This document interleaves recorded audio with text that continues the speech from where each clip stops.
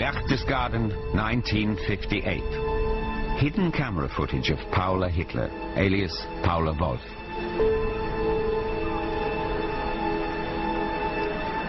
That same year, British director Peter Morley made a documentary about the Nazi dictatorship. He interviewed people who had been close to Hitler.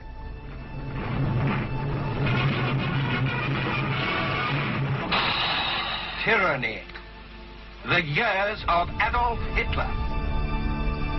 It was the first and last television interview with Paula Hitler. I was intrigued by the fact that here was the sister of this most evil person you can ever imagine.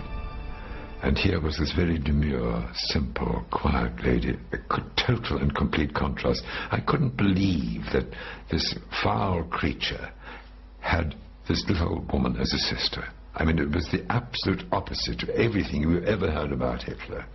And she was basically, I would say, a nothing in comparison. Miss Hitler refused to answer any political questions. The original interview in German was lost long ago. Only the English voiceover version survives. Als mein Bruder Adolf ungefähr 2 Jahre alt war, ist einmal auf eine Leiter hinaufgestiegen bis zur obersten Sprosse. Und die Mutter hat gehört, dass... When my brother Adolf was about 2 years old, he once climbed up a ladder to the top rung. Mother heard that he was up there on the ladder and was frightened to death. Sie sagte immer, Bubi, komm herunter. She was using a bit of hindsight, I think, when she talked about him when, as children, they played Red Indians, and he always insisted on being the leader of the group. You know, she felt rather proud of that.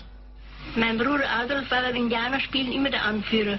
Die anderen, seine Spielkameraden... When we children played Red Indians, my brother Adolf was always the leader. All the others did what he told them. They must have had an instinct that his will was stronger than theirs. Paula saw herself as just the little sister and the criminal of the century as just her big brother. She had great respect for him. And I think had I asked her about anything that might have been critical of him, I think she would have protected him. That's the feeling I got. She would have felt it her duty to protect him. Like Paula, Hitler's older half-brother Alois also survived the war. In 1945, he and his wife Hedwig fled from Berlin to Hamburg.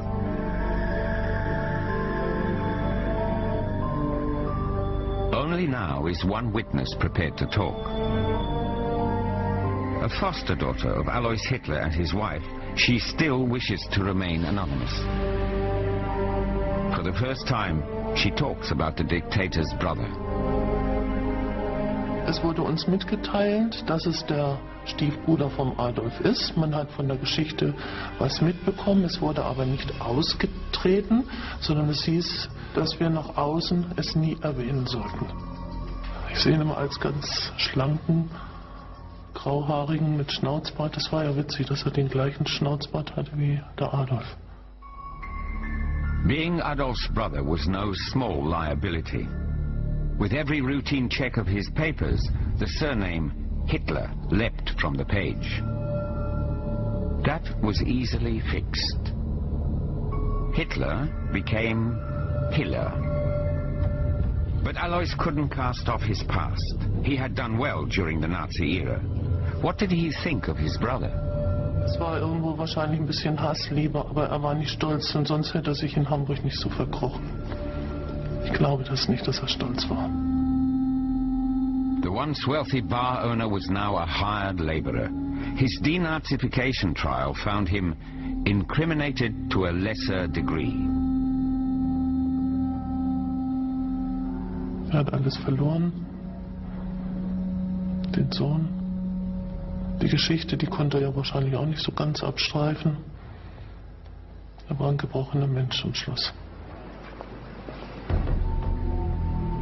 In 1945, two more relatives joined Hedwig and Alois Hitler in the Hamburg district of Fuhlsbüttel. Hans Hitler, a distant cousin of the dictator, and his wife Erna, who had worked for Alois. Auntie Erna wanted to write a book about the family. sie war raffiniert genug, ihn auszufragen und auch nach Details zu fragen, die sie dann übernommen hatte, die sie wahrscheinlich in dem Manuskript verwertet hat. Erna Hitler wrote a 400-page family history. It was never published.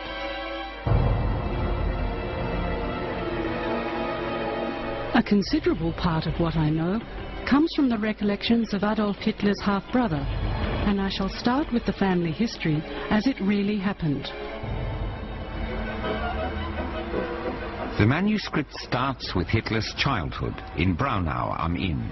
His father, a customs officer in the Austro-Hungarian Empire, was proud of his work, but tyrannized over his family.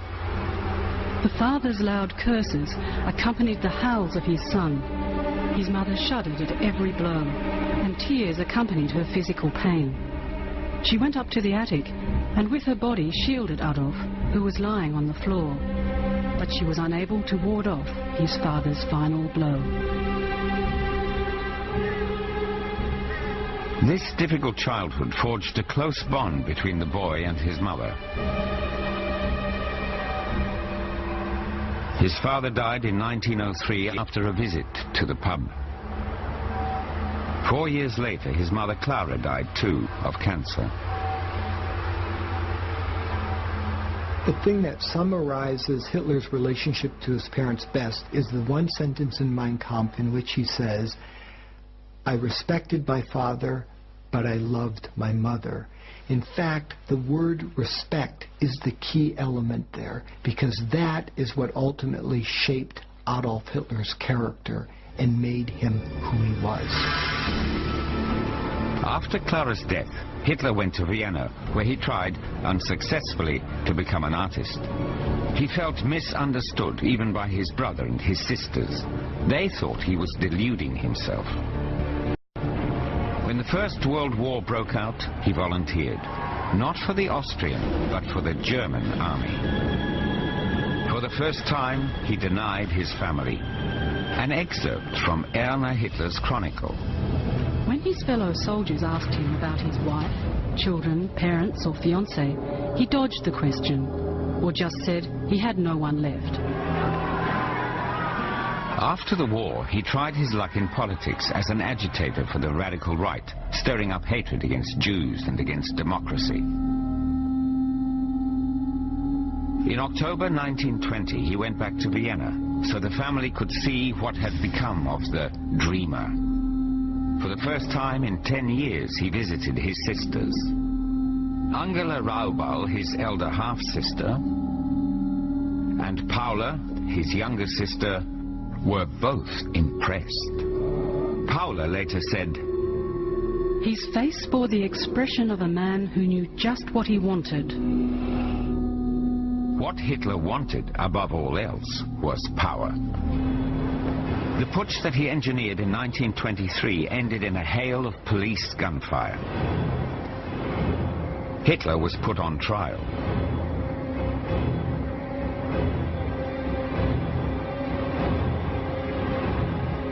A close relation came to his defense. His half-sister, Angela, gave mitigating evidence on his behalf. Partly thanks to Angela, he got a light sentence, 5 years in Landsberg prison, and after only 7 months, he was free. While in prison, Hitler wrote his manifesto, Mein Kampf. This treatise, full of hatred, refers briefly to his parents, but doesn't mention Alois, Angela, or Paula at all.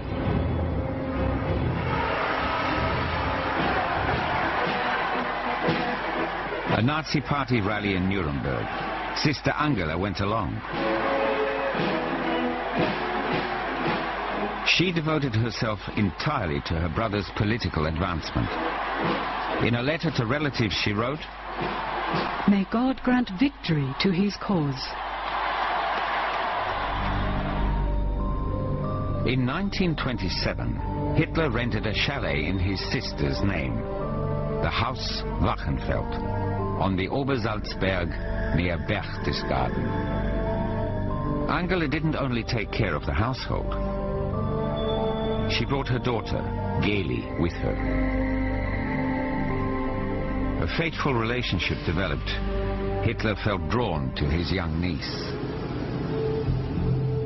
While he was away, campaigning all over Germany, he kept Geli a virtual prisoner.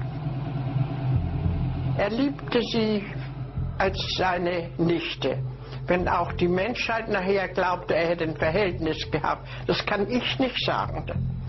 Sie war ein sehr nettes junges Mädchen, aber sie musste ja das machen, was wollte. Und das hat ihr wohl nicht immer gepasst.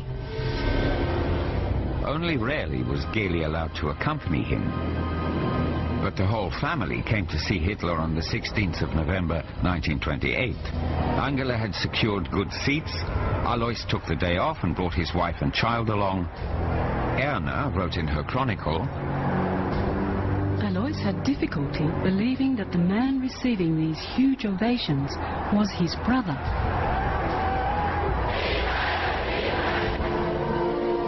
Geli, on the other hand, was impressed by her uncle's popularity. She was totally in his thrall. But Erna later wrote, He placed such restrictions on her personal life that she could no longer break free. She didn't even trust her own mother. Her uncle's apartment on Prinzregentenplatz in Munich. Her gilded cage.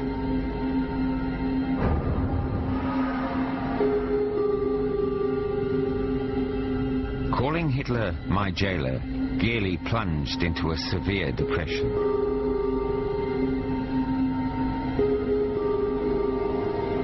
On the 28th of September 1931, Geli Raubal shot herself in Hitler's flat. Her uncle was appalled. He scoured the room for a suicide note. In vain. Das hat ihn doll mitgenommen. Eingesperrt den ganzen Tag. Hat sich nicht blicken lassen, nicht gegessen und nicht, das weiß ich. In München. A week later, the beloved niece was laid to rest in Vienna's central cemetery. Hitler, full of self-pity, made a grotesque cult of their disastrous relationship. Geli's room remained untouched for years. On no account was the public to know anything. Angela stayed on with her brother even though he admitted being partly to blame for Geli's death.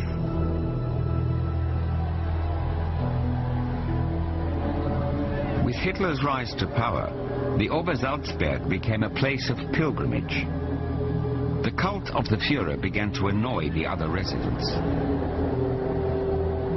Man konnte gar nicht mehr durch und es war so viel Lärm mit den vielen Leuten und da hat mein Vater sich aufgeregt und hat gesagt, man kann hier nicht mehr leben, nur noch Schwarze und Braune sieht man. A neighborhood dispute on the Obersalzberg. Angela wanted the neighboring guest house to close.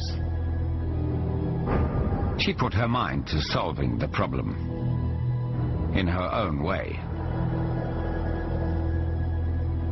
Ich glaube, dass sie auch ihren Bruder immer wieder ein bisschen angeheizt hat oder angetrieben hat, speziell als Schusters natürlich nicht bereit waren, den Grund abzutreten. Angela turned to the powerful Martin Bormann. He had the Schusters' guest house closed down and had Karl Schuster arrested. Die haben ein Taxi geschickt, der mein Vater abholen sollte.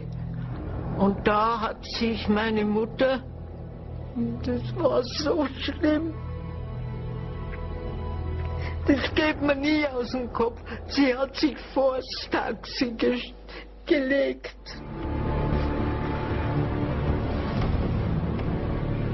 Resistance was useless. Bormann forced the Schusters to leave their home.